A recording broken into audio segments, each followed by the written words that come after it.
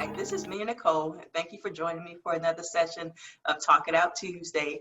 I am the owner of Elegant Occasions Event Center and Ground Zero Business Group. Today with me, I have Ms. Jamine Moton, and she's going to talk to us about the importance of having great business relationships. So we're going to talk about people over profits. If you joined us on last week, we had Ms. Brenda Joyce Johnson talking about get noticed, image and presentation for your business, branding. So if you haven't watched that, please feel free to check it out. It's available on our YouTube page at Ground Zero Biz, or you can find it on Elegant Occasions Event Center. So we'll go ahead and get started with Miss Jamine. I have personally known Jamine since I first started my business about 5-6 years ago. She did an event for one of my clients, and we just had like an instant connection, and I thought it was very cool and awesome that there was a female-owned security agency. So she is the owner of Skylar Security, and they have a lot of different products and businesses that they actually are involved in, not only security, but she'll definitely tell you all about that. So it is a pleasure to talk to her today, and she is the epitome of one of my best business relationships. So I wanted to share with you all that relationship, and we're going to just talk today, and hopefully this definitely helps someone. So Miss Jamine, how you doing today? I'm doing good. Happy to be here. Thank you for accepting my invitation. I am so excited. We were just talking about prior to coming on about how we first started, and it's just kind of hysterical because we have shared that we've come a long way since like Elegant Occasions first opening the doors, and I think we pretty much started around the same time, correct? We did. Oh man, I have a lot of memories from back in the day, Mina. I know, right? You know, those relationships that you start with are your loves, because they're with you in the beginning, and it's when you're figuring it all out. And man, I am indebted to you for the patience with the uniform, patience with our branding. You are part of the reason why we have the success we have now. So thank you. Aww, I in front of everybody. Thank you in front of the whole. I appreciate that, and likewise, I mean, with my staff, because even this past weekend I had a late baby shower, and normally I don't do late baby showers, but I'm doing a special, so we're trying to get business up and running again. So I had a late baby shower, and that package does not include a security officer. So I paid for that out of my own pocket because I know the importance of having you all there, especially at night. My staff feels safe. I feel safe that you all are there, and it's just a great working relationship. So again, I don't take that for granted. And I mean, we've worked together for so long. We keep each other on task with a lot of stuff. I might forget stuff, you forget stuff, but I mean, it's all in love, and it definitely, makes a difference when it comes to our business. So yeah, I appreciate you all too for just keeping me together and being one of those vendors that represents the Elegant Occasions brand the way it's supposed to be represented. So thank you. Absolutely, Yes. Our pleasure. So share with us how you got started and what inspired you to start your own security firm? Well, I always start off by saying there's a long version and then there's a short version. I'm gonna give you the short version. When I was in high school, Mina, I don't know if you know this, but when I was in high school, I was a bully's bully. You probably can't tell by my upper view, but I am 6 foot. I am sitting about 285 pounds right now. So can you imagine what I was in high school? So what I did is I was a leader in my community as an athlete. I took that leadership and used it to protect people. So even from high school, I was a bully's bully. So I would literally bully the bully. So if I saw somebody getting, messed with in school, I would come in, and then they wouldn't bother me because nobody would bother me. So I used that to my advantage, and I've always had a heart for the community, always had a heart for the lesser than, the ones that need voice or advocacy. So it's not strange that I became a police officer. And when I became a police officer, I fell in love with serving the community. And I want you to hear me when I say that.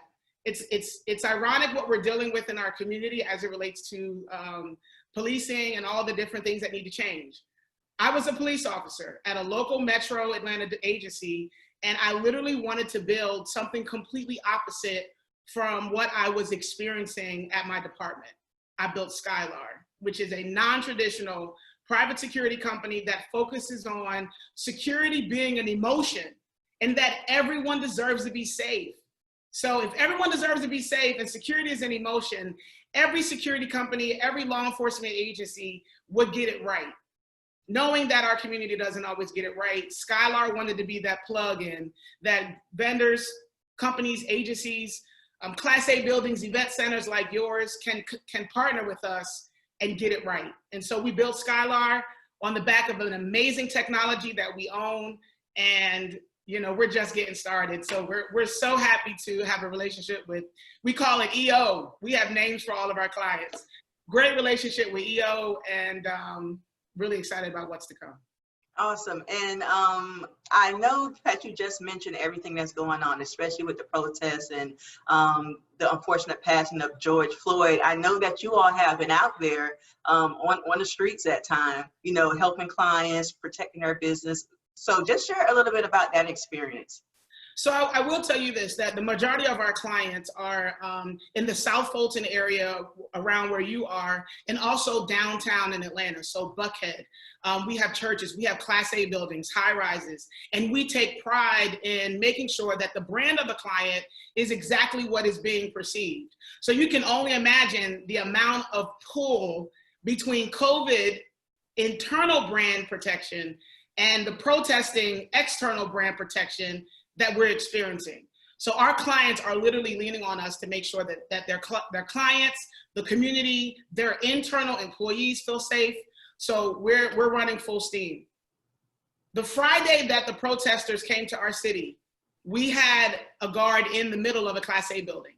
And when my phone rang and I was told that the protesters were on the way in that general vicinity, the police officer in me kicked in.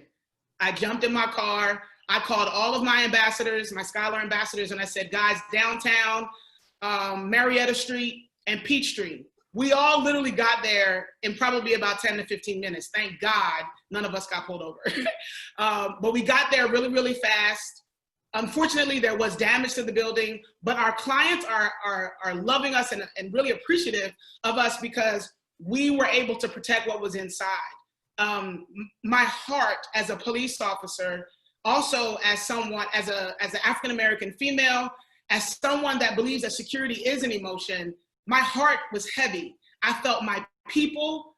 I felt the need for change in our police community. I felt the pull on Skylar, which is the solution. In my opinion, our brand, our culture, our model, how we onboard guards, how we kick them out, we have to do things differently. And I'm very passionate on it because of those perspectives. So right now, not only are our clients leaning on us, I feel a sense of calling to protect my team, both from COVID as well as from the negative protesting. I have protested, I have protected protesters, and we continue in the fight. My skin color is not going to change, whether I have a badge or not. So I am protecting my community on every front. And like I said, it starts with us internally. And I hope, as you can see, that it shines through the service that we offer. Security is it's an emotion. I'm very passionate because it's an emotion. We offer an emotion. We don't make money off of security services. We offer an emotion, and in that our clients find value, and that's what pays the bills. The value of what we offer, not that, we treat it like a business, because we do not. And that goes exactly to what I talked about a couple of weeks ago with Passion or Paycheck. And everyone who I've talked to, their business is their passion. And it would be a totally different conversation, a totally different energy if you were just doing this for money. And like you said, it wouldn't be based on emotions, it'd be based on numbers. So your clients would be just another number, and I know personally for me, I've called you last minute. I might have forgotten to, ask for an officer or something like that for one of the events. I mean, either you come yourself or you will pull somebody from another event to come to my business. So I don't take that lightly at all. So I definitely know your passion for what you're doing, and I definitely respect your business model as well too. And that's just really good to hear. And again, that goes back to what we're talking about today, people over profits. So what's more important? And the people, the emotion, the passion, that's what contributes to a great business model and a great business. Absolutely. If we say the word leverage one more time, I'm gonna run for an office. Okay, I'm gonna run for the Metro Chamber president. I'm gonna be on somebody's board. If I hear the word leverage COVID, how do you leverage how do you leverage what we're going with? How do you make business about money? And I think what we're finding in our country, because we are going through an economic crisis, that the people that are successful are the ones that understand that it's not about the money. Within 2 days, within 7 days, our entire economy crashed. So I think business owners would be wise to stop saying leverage, stop leveraging each other, okay? How about we build a relationship? You build a relationship and then you do business. You don't do business because you need a relationship. You don't, those of you that have that list of people that you need to connect with, how about you just offer a solid service, be a good person, take care of your clients, and I promise you, everybody on that list will run to you.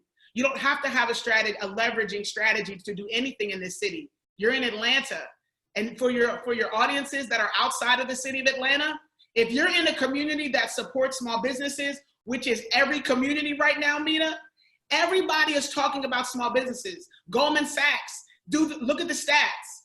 I was a part of Goldman Sachs 10,000 small businesses. They understand that small business is the mecca of our community. So if that is the case, then if you just take care of people and offer a great service and just be a little better than your competitors, not a lot, just a little better than your competitors, you can write the check in the bank, right? But it starts with a relationship, like you said. I agree. And with business relationships, but I think that has to come from within. I think you have to be a genuine person starting out to really care about people and to care about what you're doing. Because with my clients, I mean, prior to COVID, clients, they'll come in, they'll give me hugs. I mean, it was really a close interaction. But of course, now we aren't really doing that. But it just shows you that we go beyond just a number or just a client for an event. I mean, I have clients that have been with me since I first started. They'll call me, hey, Mina, how you doing, blah, blah, blah. And it's like just old friends. But I understand the importance of not only business relationships, and also customer relationships as well, too. And we're going to talk about that in a later session. But I understand that the foundation of my business and business connections is through relationships. And I tell everybody, I mentioned this on the last session, that when I go out to networking events, I don't really try and meet everybody because I know everybody's not assigned to me. I know that every business isn't assigned to me. I had a vendor about 3 weeks ago who said that, oh, I tried to connect with you when you first started, but I guess it wasn't meant to be. I guess not. And after seeing his product on that day when he came to pick up for my business, I'm like, yeah, I don't want to do business with him at all. You know what I'm saying? So I don't connect with everybody. I'm not supposed to connect with everybody. I have a very discerning spirit. And I connect with those who I think is going to, of course, advance me personally, help me grow as a person, help me grow as a business, and just continue to help me build my brand. So that's what I'm looking for in terms of business relationships or relationships, period. I mean, we text, off and on, outside of business, just checking on each other. So I really, really appreciate that. And hopefully those that are out there that may have, some misunderstanding of how to have a successful business, that this would definitely, help them start that foundation. Right, and I want to let's talk about our relationship for a second. How we met, and I tell people, people are saying, well, last year we experienced astronomical success, and Elegant Occasions EO was a part of that in the beginning, setting that foundation. So people ask me all the time, how did you do that? How did you connect to the clients? And I said, right place, right time, ready. Right place, right time, ready. I literally was serving your client, and there was a need inside of your because you were growing your business and you knew it was going to take off, and it did. So we were at the right place at the right time, but we were ready.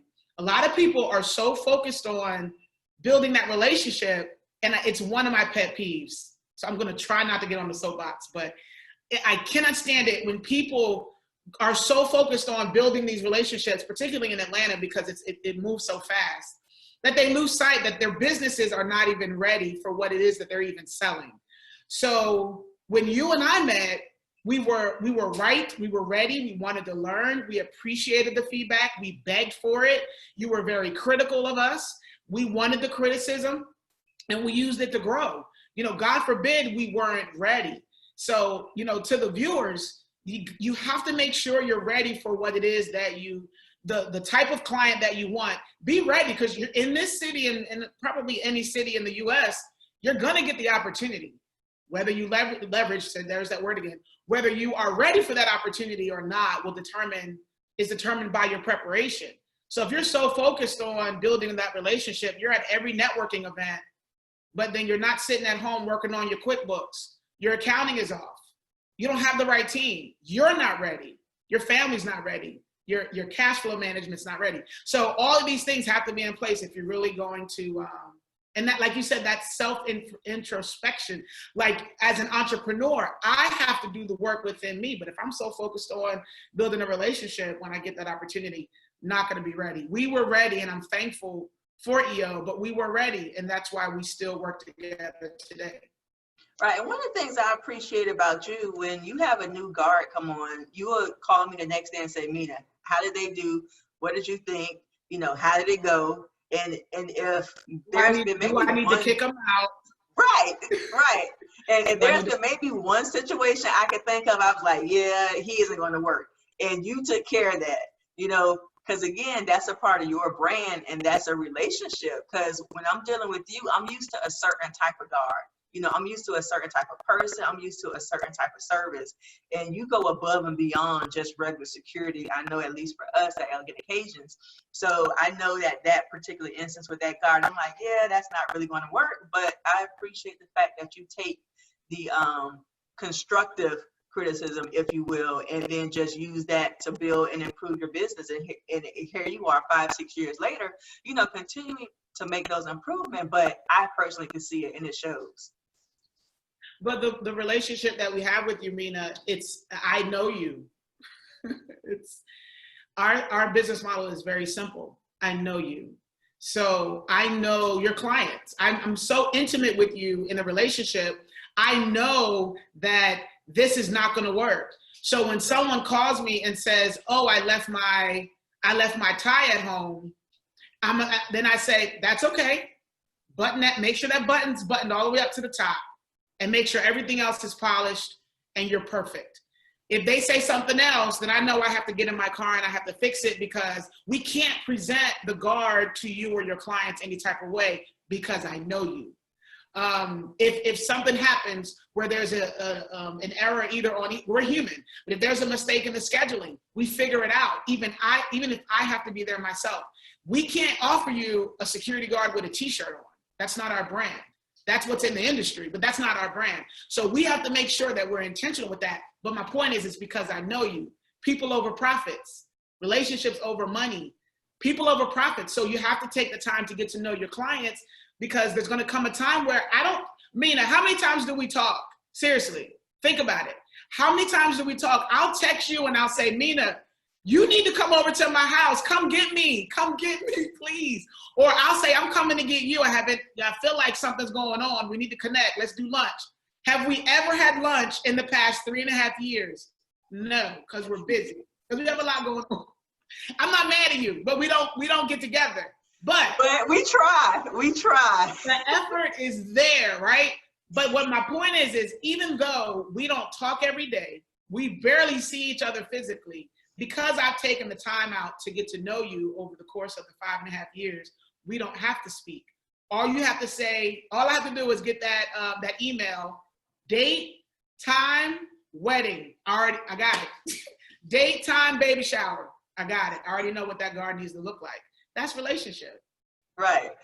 And I'm just happy that we're here today talking because I know with your schedule and my schedule, this is like the stars and the moon lining up right here.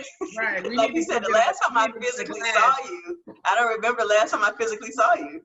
No, seriously. But isn't that awesome how well we work together, even though it's crazy? So right. We should go get is it happy hour yet? Maybe we can get a glass and some food and make up for all those lost times. I agree. Oh my goodness, I agree. And outside of trying to schedule lunch with some of your clients, what do you do to continue to build your relationships with your new clients or existing clients?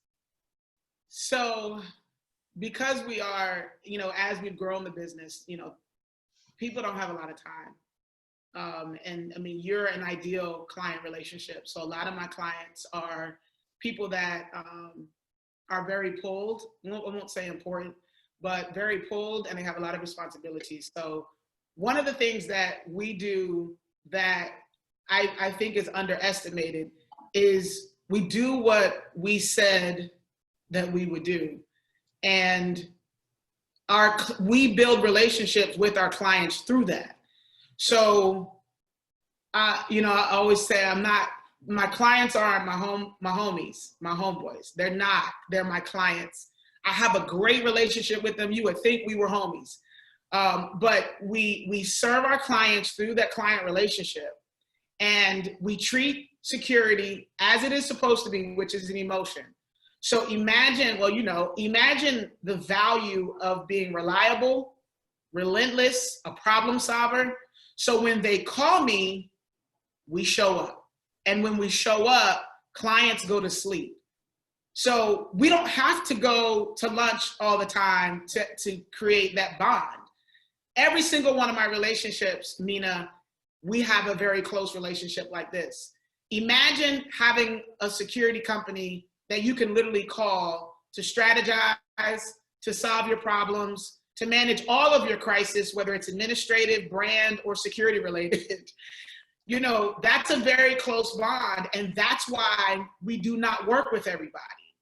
Up until this point, we've said yes to every single person that has called my phone, this phone, my cell phone, okay? And I'll say it. That number you see on our website, that's my cell phone, okay?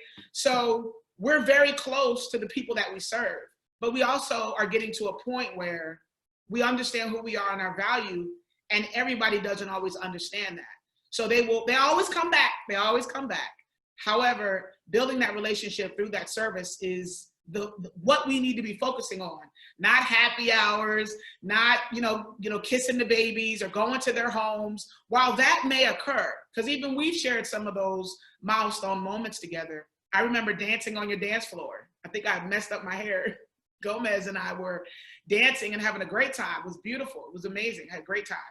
At the same time, servicing your client is the relationship, and that's where the energy needs to go into. All the other stuff is just extra. So we're very, very busy taking care of our clients' problems. And that to me is the bond that we've created that I hope to have. We've never lost a client in 5 years, Mina. I know it's so hard to believe. I can't believe it. But that's how hard we work to make sure our clients are taken care of. And that is a relationship in itself. That's saying a lot, because one of the key things that you said that I want to really point out is keeping your word and doing what you say you're going to do.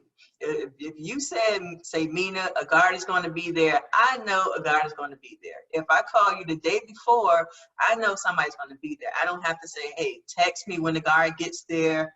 I don't have to send you a reminder or anything like that. I know they're going to be there. So it's definitely important as an individual, as a business owner, whether it's with other business owner or clients, to keep your word.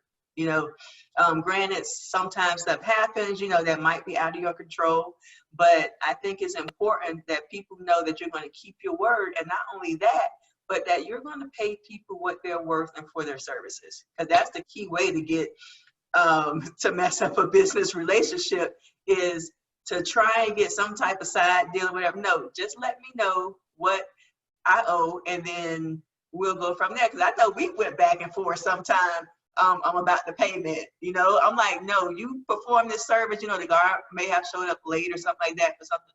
that may have happened. But I'm like, no, your services are worth however much money. I'm going to pay you that, because I value your service and I value our relationship. And I think that's where a lot of businesses go wrong. Just because we have a business relationship doesn't necessarily mean that I'm going to benefit, greatly from your business, or I'm going to be able to get a huge discount for your business. No, pay people what they're worth. And I think that also, as well as keeping your word, helps build better business relationships. Absolutely. I remember that moment. We're very prideful people. So when we mess up, I do it. I do it to this day, that if there is a mistake, you don't pay for it. And, I remember you were like, Jamine, you still have to keep the lights on. And I said, I know, but I can't.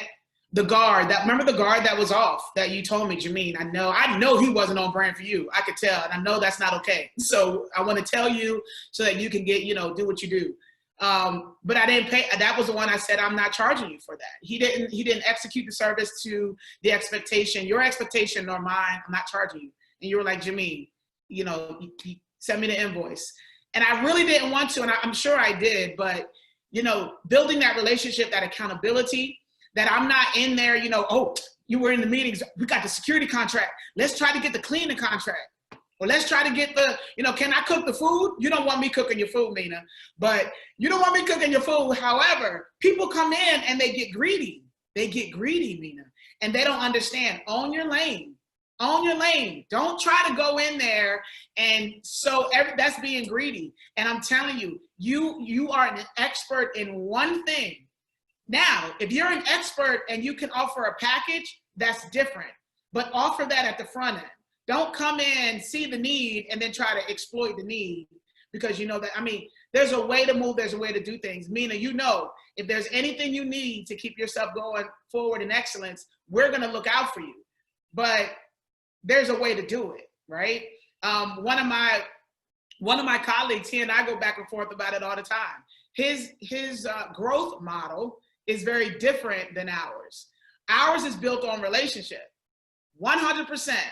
We're referral based. That's it.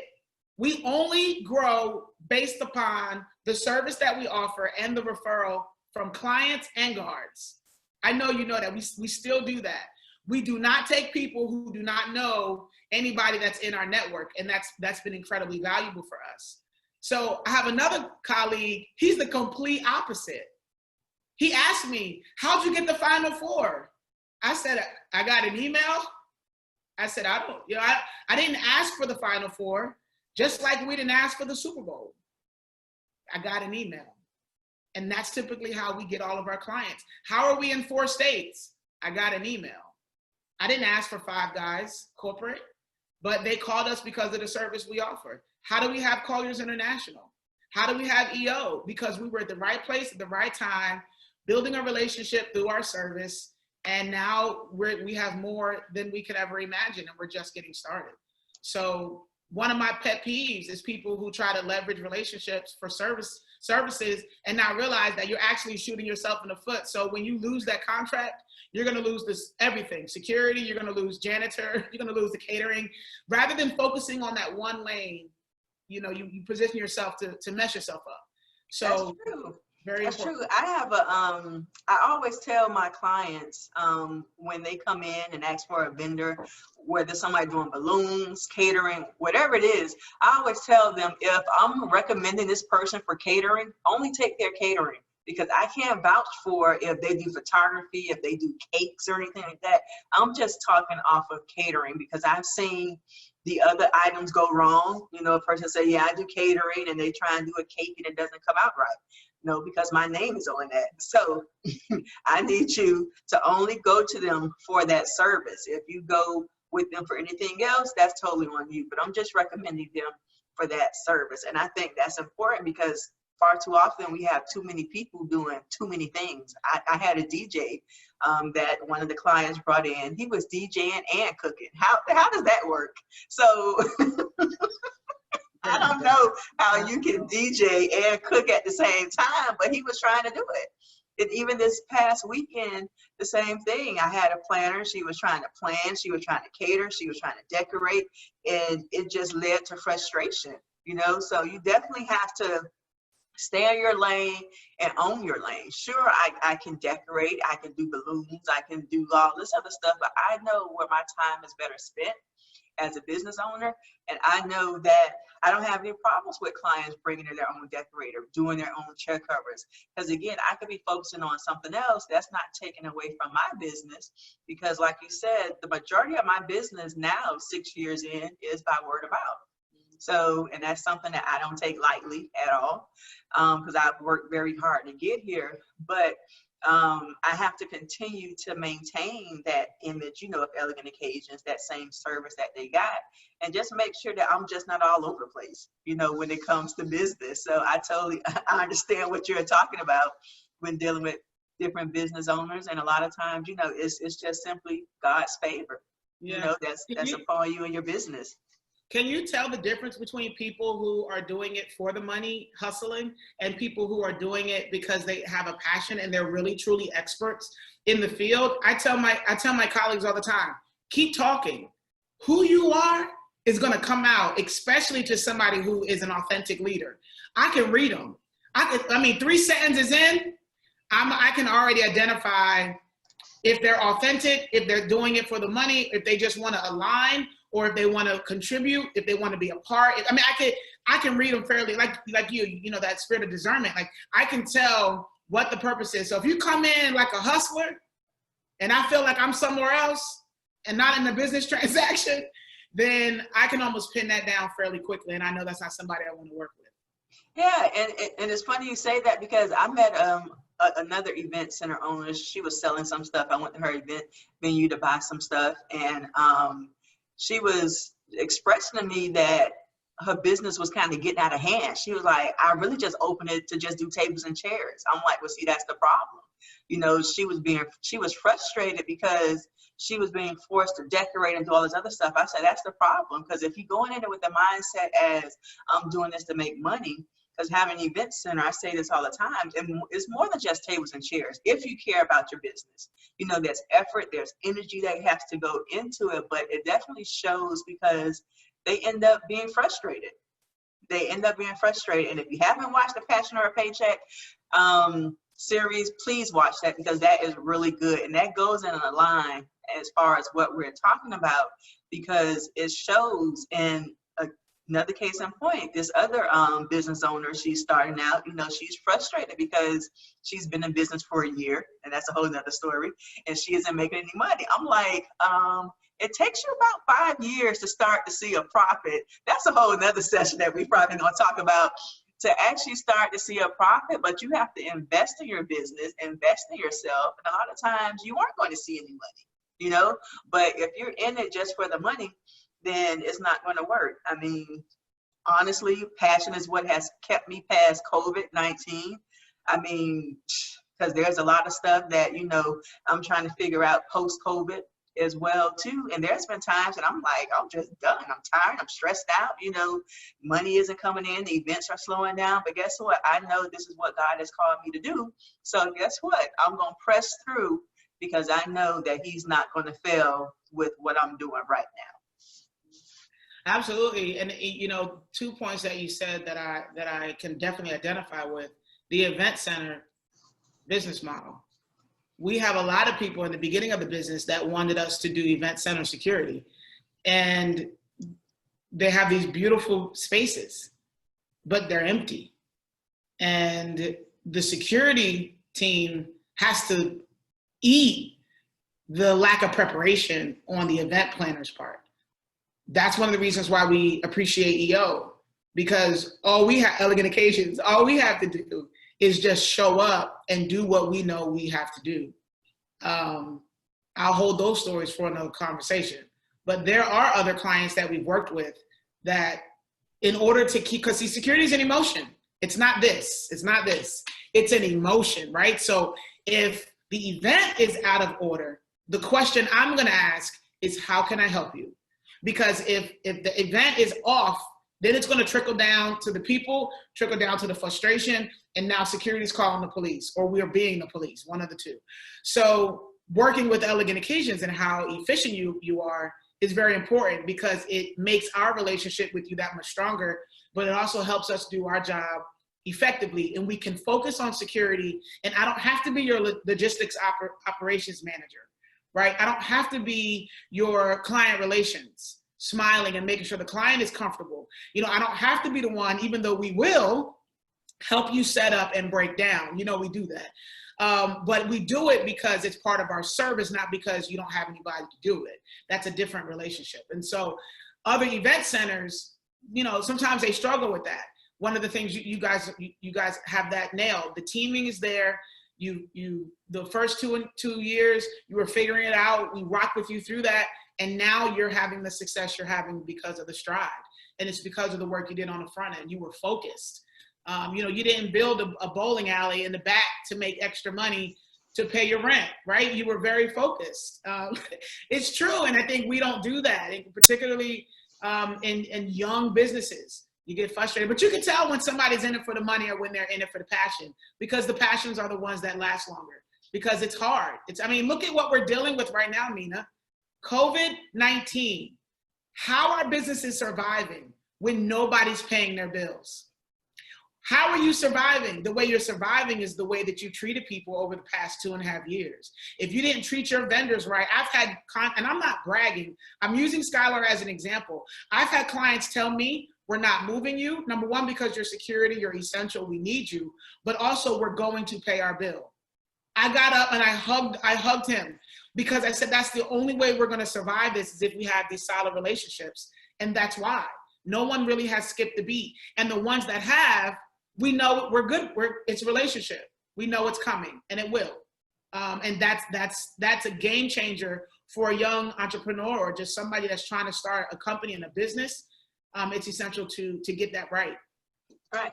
And excuse me. And one of the things that I often struggle with sometimes with business, and I'm for sure you can identify with it too, is the idea of collaboration versus competition in business, and especially Black businesses, unfortunately. And again, this is going to be for a whole nother topic, because we are going to dedicate a whole show to this. But I'm reading this book.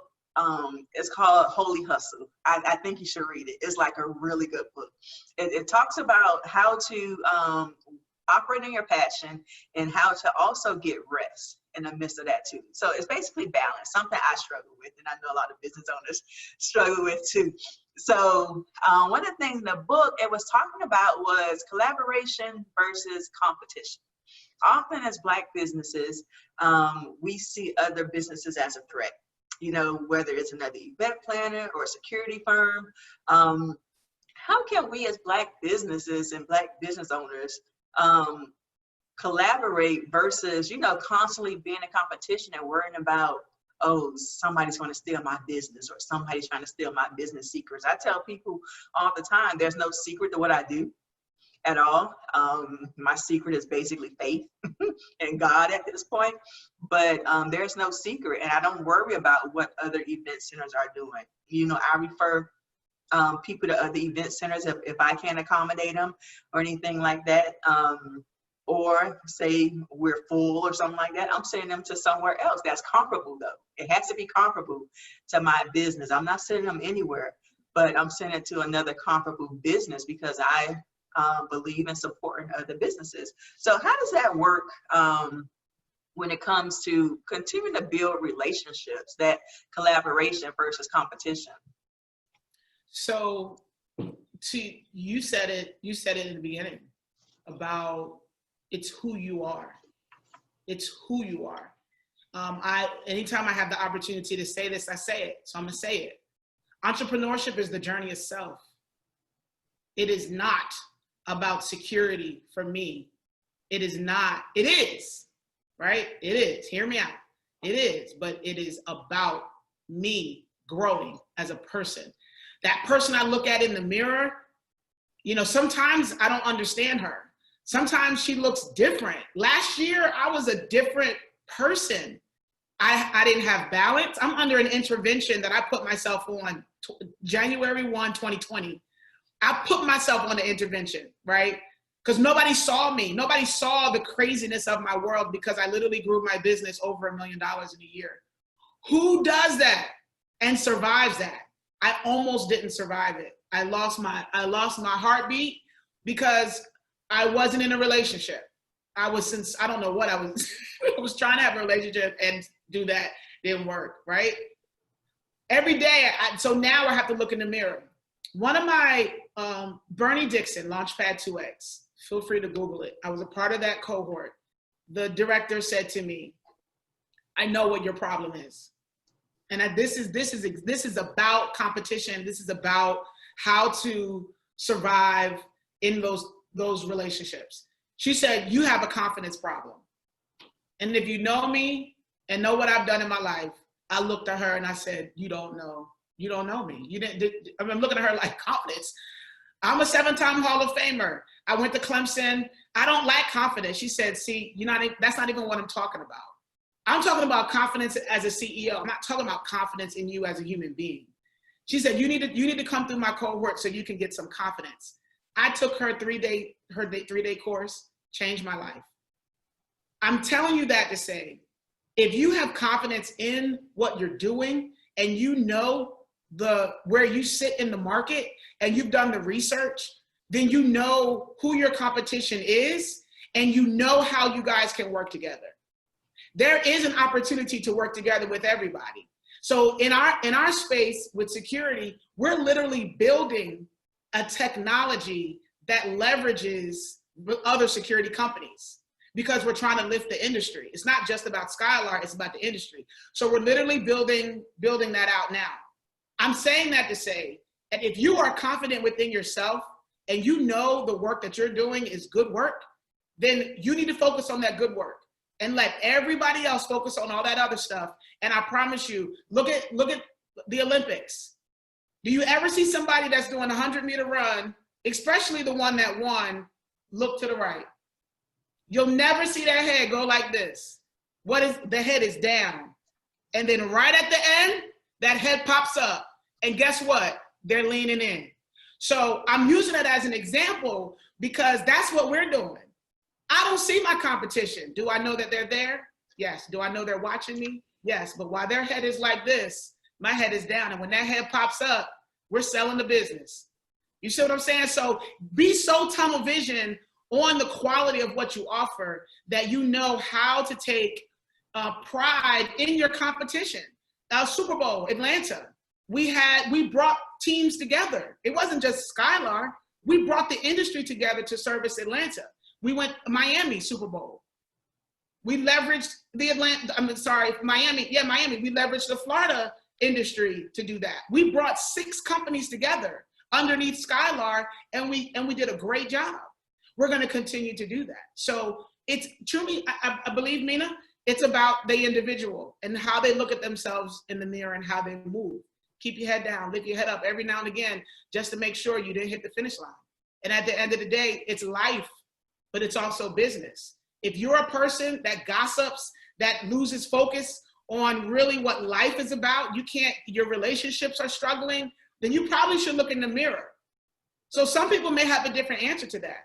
Mine is about looking in the mirror and saying, if I'm good, then I can stand next to competition and I can actually do business with competition because of how I view Skylar and how I view myself.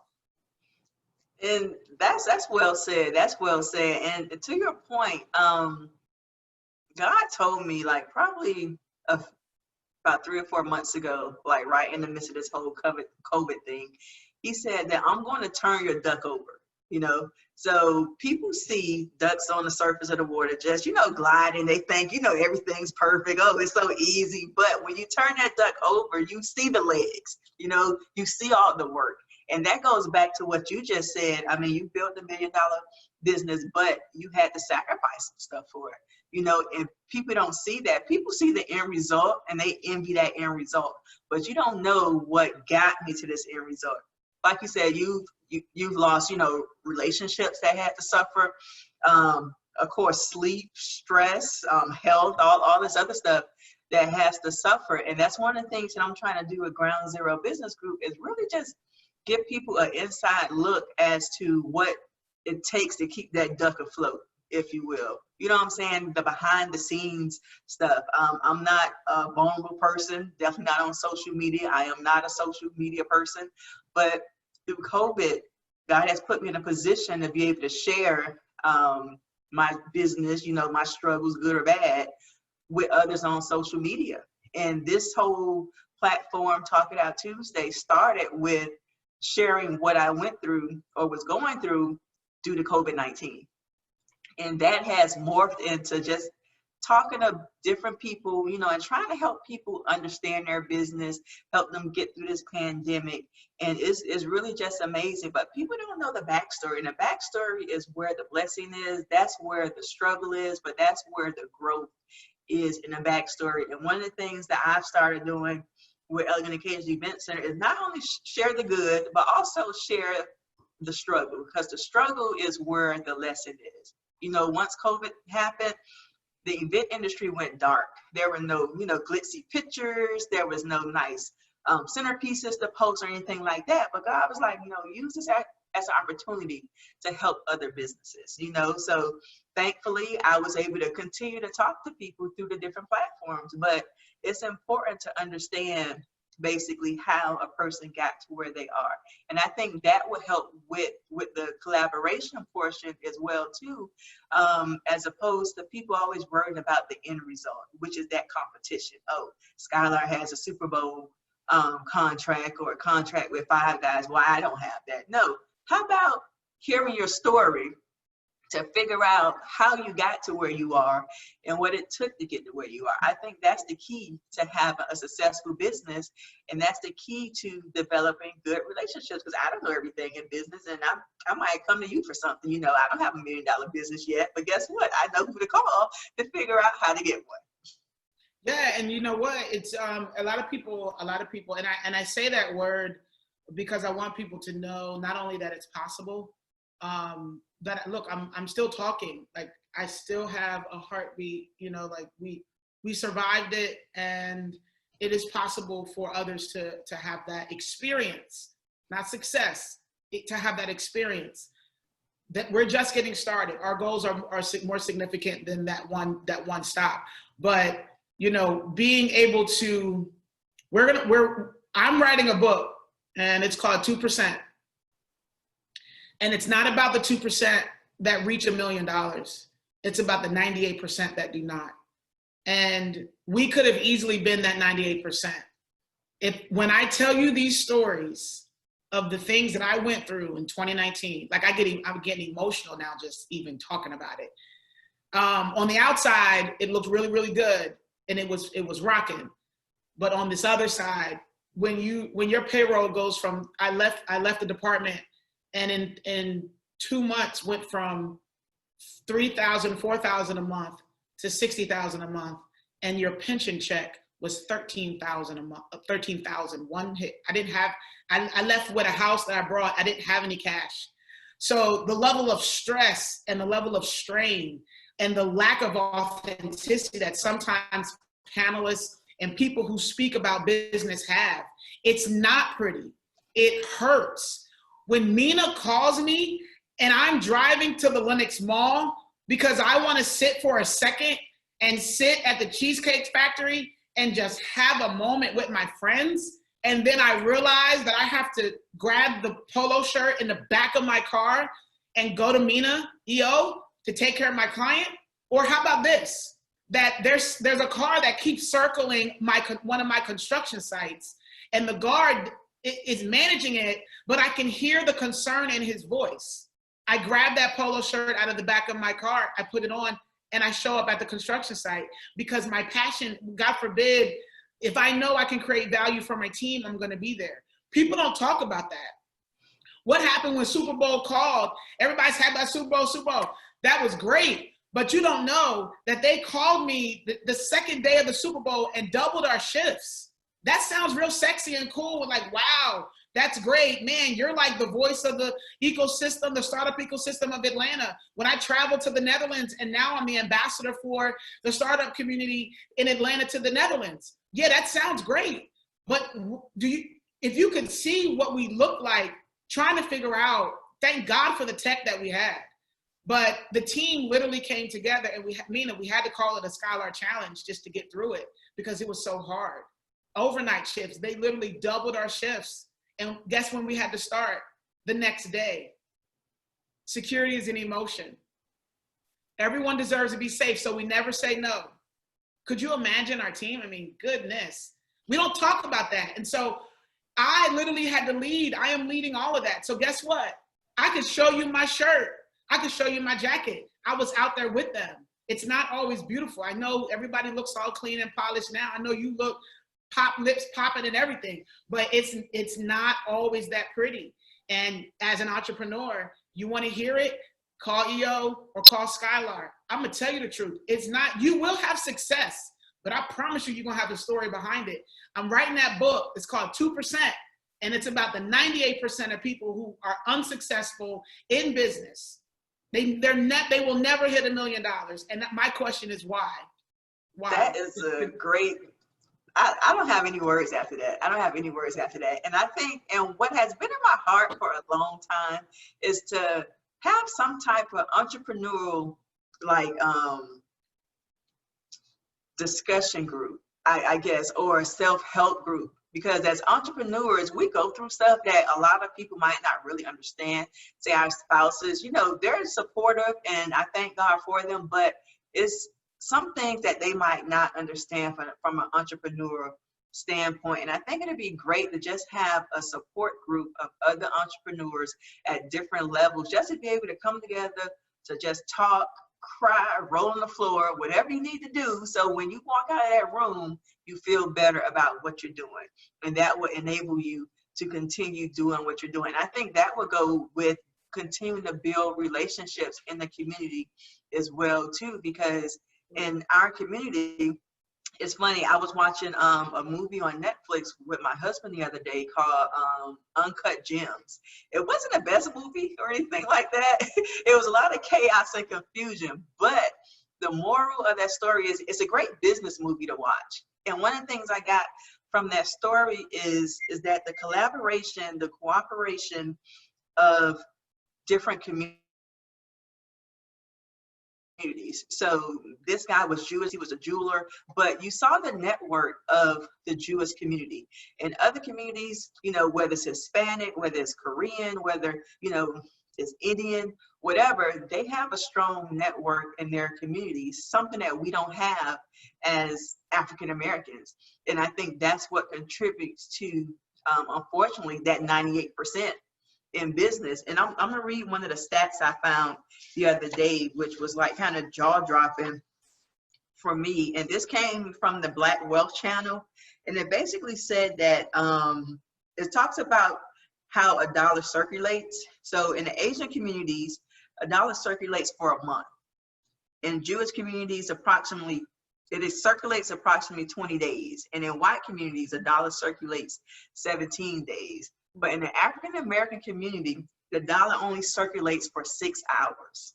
I'm gonna let that resonate. 6 hours.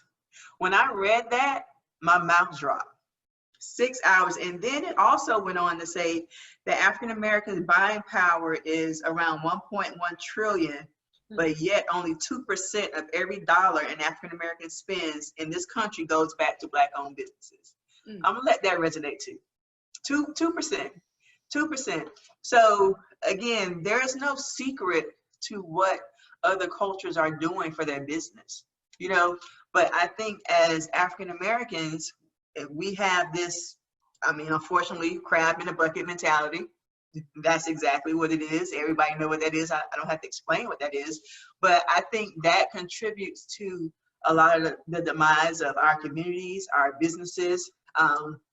And that's one of the reasons why we aren't as far along as other cultures, you know, because if I I go and get my eyebrows done or something like that. The nail shops, you know, the nail shops, they're Vietnamese nail shops. There isn't a lot of African American nail shops. There are some, but it's not a lot. So what's the difference with our communities versus the other communities? Say like Jewish or Indian or Hispanic. You know what it is? I'm gonna tell you what it is. It's how we view money. You know what else it's about? It's our mindset. It's how we think every day about life. When what it takes to grow a business, you have to change and evolve. So if you still think it's cute to break verbs and be homie and dad boy, and that's cool, that can be kind of how you move. But when you're transacting business, be authentic, right? And whatever that means in that moment, be authentic, right? So, let's talk about even my journey, right? There was a time I didn't wear makeup. That wasn't my flow, right? That wasn't how I moved. But you know what? After a while, when you start getting opportunities to be on television, it was a moment for me. And do not Google me, because there's a moment where I went left. I went completely to the left. And I looked in the mirror and I was just like, oh my goodness, that is not who I am. But I knew that I had to grow and I had to move. You know, you can see my face now, right? Like you can see this is Jamine.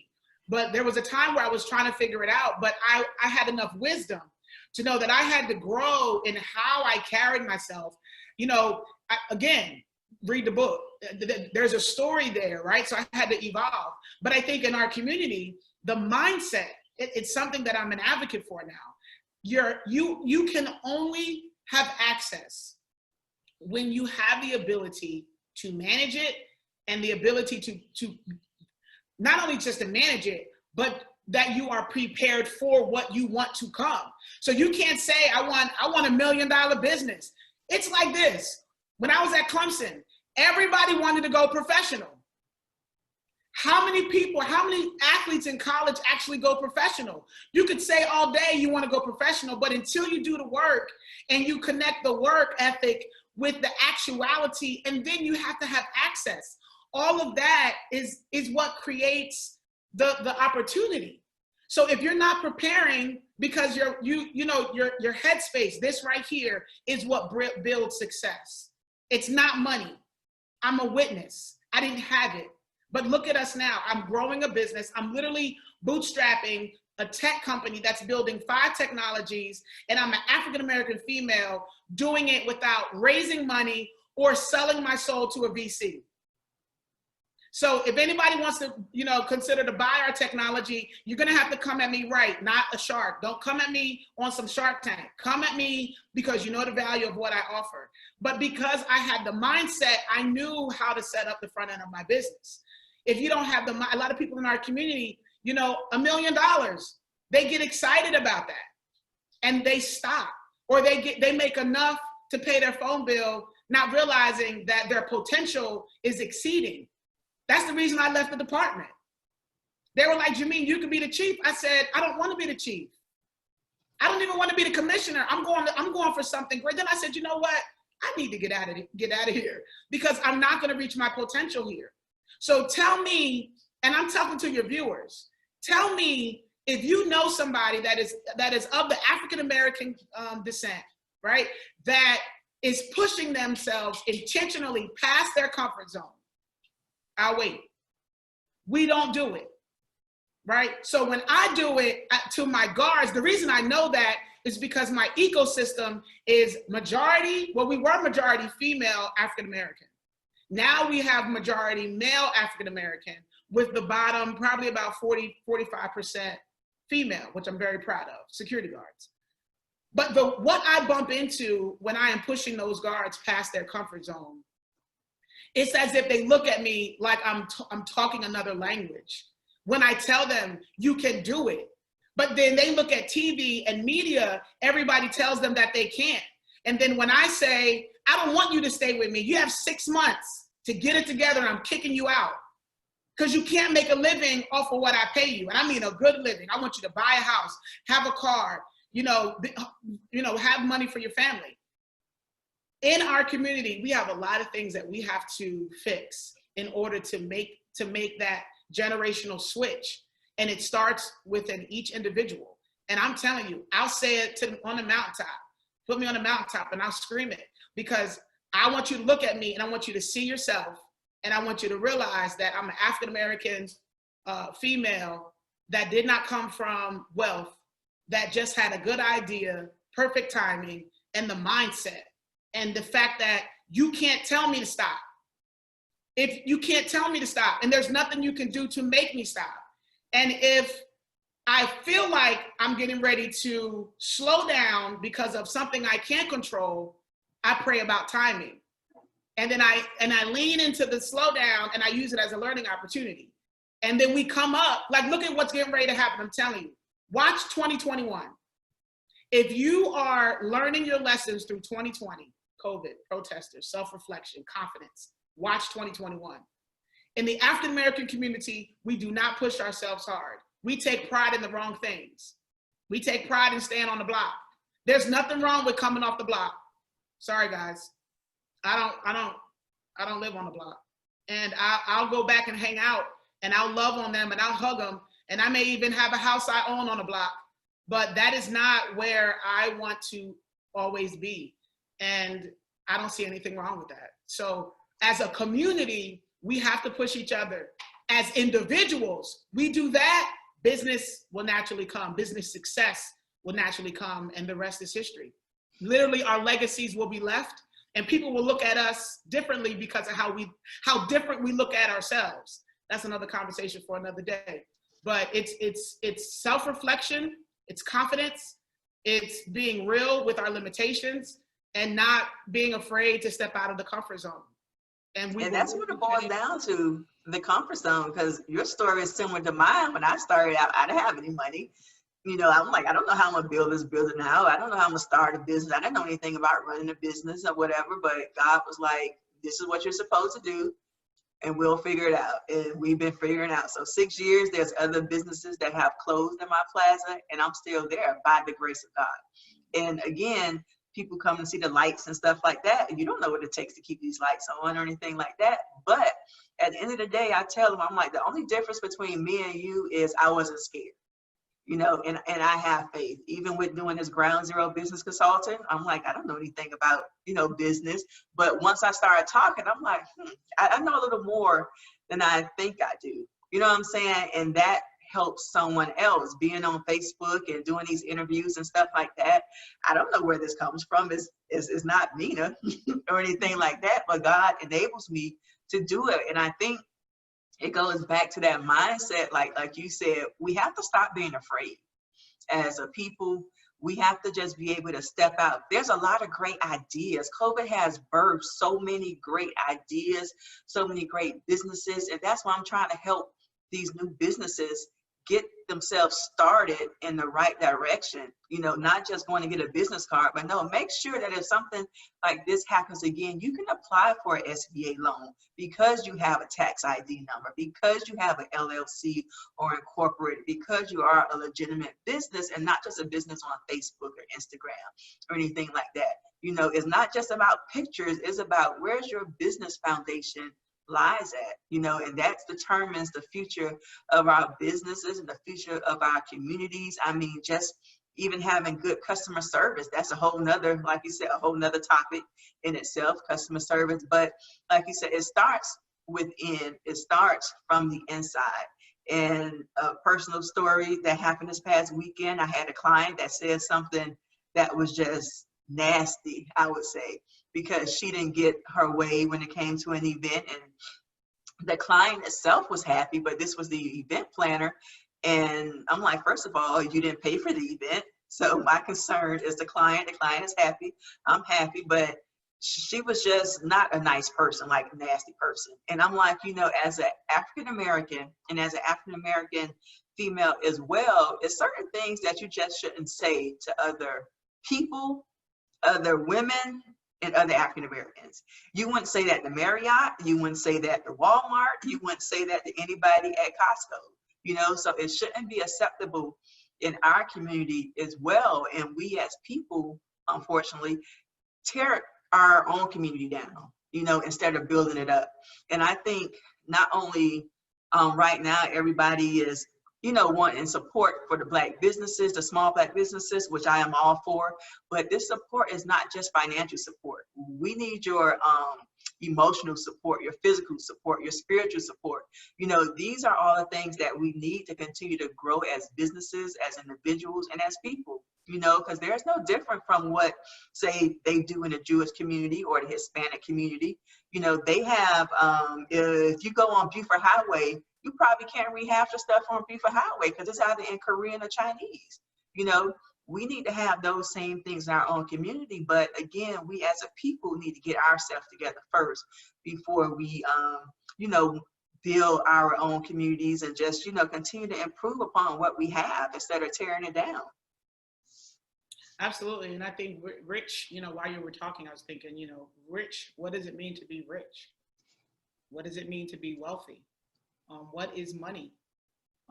When you literally have $100,000, and I've told this story before, when you have $100,000 in the bank and in 3 weeks, it turns to -5.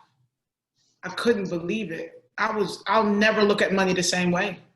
I celebrated that $100,000 for the 2 seconds it was in my bank. I was so happy. Within 3 weeks, because of depletion, negative, my account bounced. That's part of the story from last year. I couldn't believe it. I said, where'd the money go? All the expenses and bills, right? So what does it mean to be rich? What does it mean to be wealthy? We need to be wealthy in our minds, or how we think, in our mindsets, how we move. We need to have a certain level of maturity in how we make decisions. If you can't manage your personal finances, how are you going to manage a budget of a successful business? You can't do it. So why don't you, let's work on paying your bills on time. How about you keep your lights on for at least 30 days? Figure out yourself first, and then everything else flows. So once you figure yourself out, business is easy. It's manageable. Well, nothing about business is easy, but it's manageable, right? So you learn how to move by taking care of yourself. And as a people, we need to focus on those fundamentals. That way, when we start businesses, they're very successful because we're successful at being rich within ourselves. Very important. I mean, I look at myself in the mirror every day. I don't see my bank account. I don't even look at my bank account because it depletes. I look at myself in the mirror, and that's where I see rich. And I didn't realize that last year. I was so focused on taking care of my clients, I neglected myself. This year, I look in the mirror and I'm very happy with what I see. I see a very rich individual. I see a very confident person. I see a very self-aware individual where I can correct myself and I'm not too hard on myself. I was very hard on myself last year, not hard on myself this year. I lean into my lessons. I celebrate very quickly. I don't celebrate too long because I know the next day brings its own challenges. So there's a level of humility that I have. I've always had it, but I'm even more humble now from what I went through. So what I'm saying is in the African-American community, we need to be more self-aware in all those tenets that make you rich, and then money will come, success will come because you're ready. Well, that answers my next question on what are some last words you would like to leave for viewers, but that summed up basically everything beautifully. I mean, I wouldn't add anything to it because that's exactly what it is. Self-awareness, rich is not money, but rich is what's in here. And I was just having a conversation with my husband. We were talking about one of the richest places in the world is in the graveyard. Is in the graveyard because there's so much potential that was lost. There's so many ideas, businesses that's buried in the graveyard that people would never know. And I personally would rather try something and fail at it than to not try at all. And I tell people I live my life with no regrets. I don't live a shoulda, coulda, woulda or anything like that. Anything that, God has put in my heart to do, more than likely I'm gonna do it. I'm doing this. And here I am from March, what is this, June? I'm still here. God has continued to send me great people to interview, and I think it is helping people. So, yeah, I don't have anything else to add. So how can viewers get in contact with you, in contact with your company if they're interested in your services? What's the best way to reach out? Well, first of all, Mina, I think the world of you. Thank you for this opportunity to just have this little brainstorm feedback moment to just engage our hearts. We're both very authentic people, and I feel that even through this moment. So what you're doing is amazing. Thank you for allowing us to be a part of it. Skylar Security, SkylarSecurity.com. I promise you, if you search hashtag Team Skylar, hashtag Team TEAM Skylar, like the little girl's name, you will find us. Inbox me. We're very approachable. We will find time to get back with you. If it's services that you need, reach out to us. The phone number is my cell phone number, so use that sparingly. However, we're reachable. Go to our website, SkylarSecurity.com. We're on Instagram, Facebook, and of course, you can find me on LinkedIn. Okay. Thank you, Jamine, so much for being here. It has been a pleasure, and it has been like a load lifted off of me that we could just talk and see each other and just bounce off each other. I love this. And next Tuesday, we're going to be talking about the state of Black businesses. So this conversation is definitely going to continue. I'm going to have some other great business owners on here, and we're just going to sit down and just talk about how can we better improve our communities, how can we better improve our businesses and ourselves as individuals. So thank you for another episode of Talk It Out Tuesday. I am Mina Nicole, and we will see you on next Tuesday.